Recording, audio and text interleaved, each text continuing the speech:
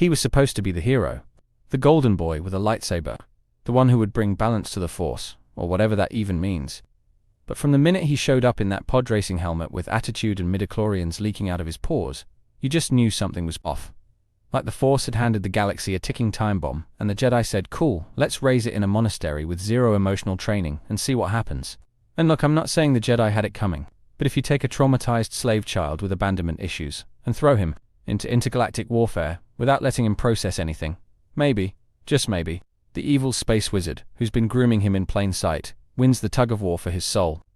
I mean, Anakin literally told the Jedi he was having premonitions of his wife dying, and their response was basically, hey man, have you tried not caring? This is the same guy who butchered a whole village because his mom died, and then told his crush about it like it was a first-date confession.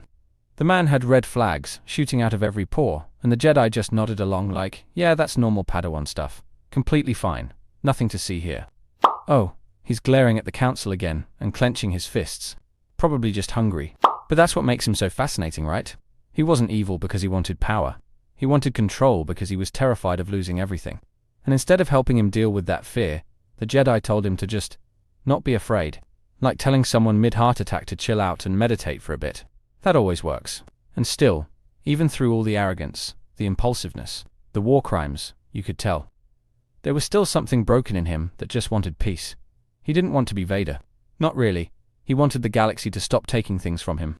He wanted to fix the unfixable, save the unsavable, and he went to the darkest place imaginable just to make that happen. In this video, we're diving deep into the twisted, beautiful wreckage that is Anakin Skywalker. We're going to break down why he was never really a Jedi, why the Sith made more sense than anyone wants to admit, and how the signs were always there. Long before the helmet, the red lightsaber, or the burning flesh on Mustafar. From the moment Anakin Skywalker stepped onto the screen, something felt off. He wasn't just gifted, he was intense. Too intense. He wasn't calm like Yoda, or composed like Obi-Wan. He was impulsive, emotional, and a little too eager to jump into danger. And yet the Jedi looked at this literal child, with a chip on his shoulder, and said, yeah, this one's the chosen one. When Qui-Gon found Anakin, the kid had already mastered padracing, a sport no human could even compete in. He wasn't just Force-sensitive, he was dominating. That's not balance, that's power obsession baked into his DNA. The Council sensed danger in him. Even Yoda flat out said fear leads to anger, and all that jazz. But they still let him in. Why? Because the prophecy said so, and they loved rolling dice with galactic fate. Even before he held a lightsaber, Anakin had this energy, a need to prove himself, and not in the innocent look-at-me master way. More like, let me show you I'm better than all of you. It wasn't humility, it was hunger. The kind that doesn't just want to win, it wants to control. And then there's that moment in Episode 2. Anakin talks about how he dreams of Padme every night. That's not Jedi serenity, that's obsessive attachment. And when he says Jedi are encouraged to love, it's like he's already rewriting the rulebook to justify what he wants. That's not balance, that's rationalization. Sith 101. So when people say Anakin fell to the dark side, I just have to laugh a little. He didn't fall, he slid. And honestly, the track was greased from the start. You know what's wild? The Jedi saw the red flags, and decided to hand Anakin a blue lightsaber anyway. Like, did no one want to hit the brakes, and maybe reassess this whole raise the unstable prodigy in a war zone idea? They treated Anakin like he was a glitch in the Matrix, but still expected him to function like everyone else. He wasn't just different, he was the only Jedi raised from fear instead of peace, taken from his mother too late. Already exposed to slavery, trauma, and survival instincts. And instead of giving him therapy or mentorship, they shoved him into politics and battles and said don't feel anything. You don't take a kid who grew up owning nothing and then tell him to own nothing again. That's not guidance. That's emotional negligence with a Jedi robe on. He begged to save his mum, and they told him let go. He dreamed of Padme dying, and they told him don't worry about it. At some point, how did they not realize this dude needed help, not platitudes? One of the darkest moments in Anakin's life, maybe even the point of no return, isn't when he turns on the Jedi. It's when he slaughters the Tusken Raiders. Not just the warriors. Not just the ones who took his mother, but the whole village. Women, children, everyone. That moment wasn't just anger, it was unfiltered grief erupting as violence. And for the first time, Anakin didn't feel shame. He felt justified, and Padme didn't stop him either. That silence after he confesses. That's not love. That's fear, masquerading as understanding. From that point on, Anakin starts to equate pain with power, control with peace. He sees his failure to save his mum as a weakness and, his rage as a solution. That's not a Jedi lesson. That's the Sith's entire belief system distilled into a single trauma response. And then the dreams of Padman dying start creeping in. And those dreams become obsessions. He's not just afraid to lose her, he's convinced he's the only one who can stop it. That's how the fear of loss transforms into the desire for dominion. Love becomes control, and control becomes tyranny. What's tragic is that Anakin could have walked away. He could have left the Jedi, left Coruscant, lived a quiet life with Padman. But the tragedy is, he didn't want peace. He wanted power. Because somewhere deep down, he thought it could undo all the pain he'd buried. Here's the thing. Anakin wasn't just powerful, he was mythic. A Force prodigy with no father, midichlorian levels off the charts, and reflexes that made Jedi Masters blink twice. And in battle, he was terrifying. Not because he was reckless, but because he was precise, fast, and absolutely unrelenting. He didn't fight like a Jedi. He fought like someone trying to dominate his enemy. Crush them. Prove something. He took down Count Dooku in seconds. He flew circles around droids and Sith Lords alike. And when he walked into a battlefield, people either followed him or ran for their lives.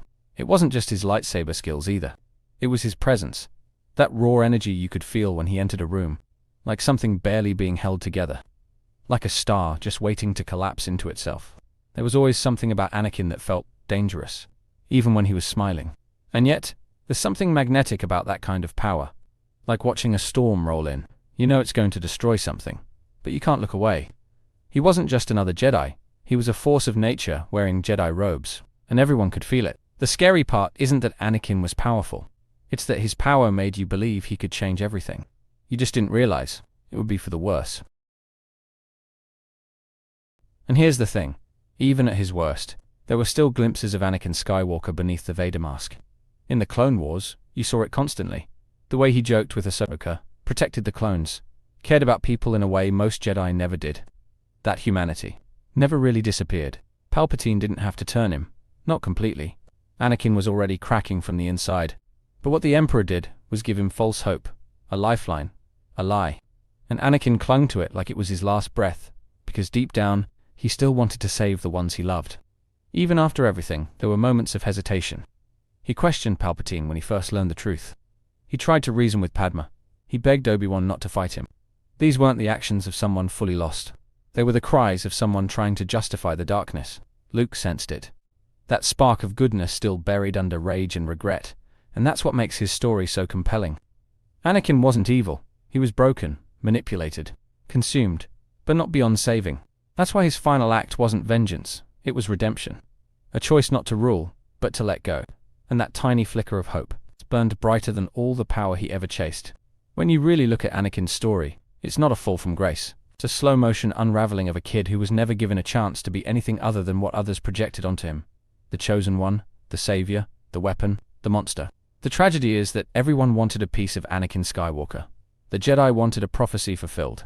The Senate wanted a poster boy. Palpatine wanted a puppet. And no one stopped to ask what Anakin wanted, or needed, or feared. He didn't become Darth Vader because he lost everything. He became Darth Vader because no one helped him understand how to live with what he'd already lost. That's not destiny. That's negligence wrapped in robes and lightsabers. And when he did finally realize what he had become, it was too late to save himself, but not too late to save someone else. That's what makes his story powerful, and painful, and timeless. Because Anakin Skywalker wasn't a Jedi who became a Sith. He was a Sith disguised as a Jedi, trying desperately to be what everyone else needed him to be, until he couldn't anymore. Thank you for watching. If you enjoy my videos, please consider looking at my pinned comment and checking out the links for my Amazon storefront. It contains my favorite Legos, my gear in which I make videos, and comics that I read on a daily basis. I update it constantly, so please, take a moment and click on the link. On top of that, check out my second channel, Critical Analysis Hub Plus, and my third channel, Critical Analysis Hub XP. Just one click would go on a long way in supporting my channels and future in YouTube.